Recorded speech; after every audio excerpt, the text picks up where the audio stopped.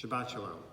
Our parsha describes the plight of the Metzora, one who's been afflicted with the mysterious skin disease of Tzara.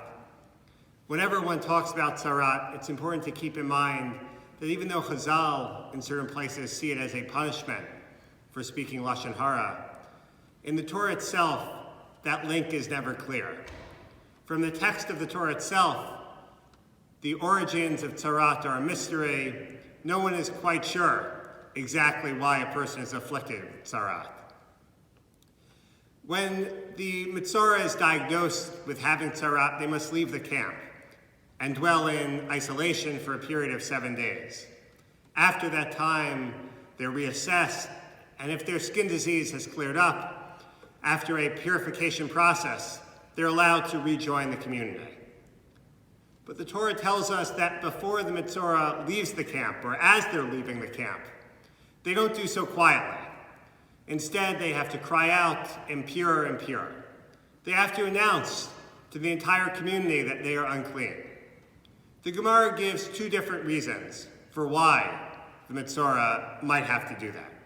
According to one opinion, the Metzora announces their impure status so that people will know to stay away from them, so they don't themselves become contaminated.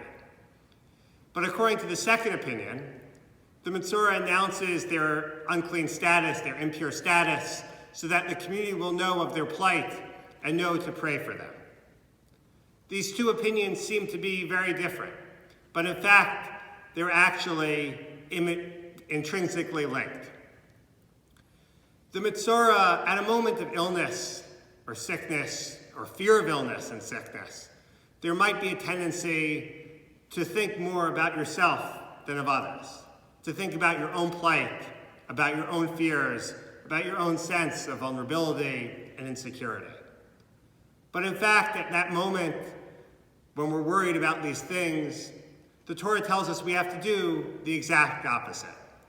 The Metzora, who must be feeling awful and isolated as they make their way outside of the camp and deeply concerned about their own plight, at that moment, they have to think about the community, and they have to express their care and concern for the community.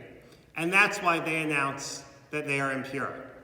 At the same time, when the community hears those words, they can't be thinking about their own feelings, about their own sense of vulnerability.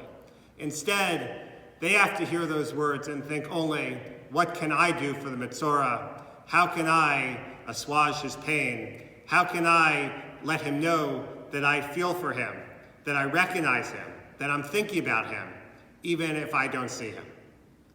At this moment in time, as each of us exists to a certain extent in isolation and loneliness, feeling perhaps as if we are living at the edges of our normal lives, we are in some sense both the Metzora as well as the community. And in both cases, the way we respond to illness and the fear of illness and just our own innate sense of fragility and vulnerability is by reaching out to others, not by looking inwards, but instead by looking outwards. Shabbat Shalom.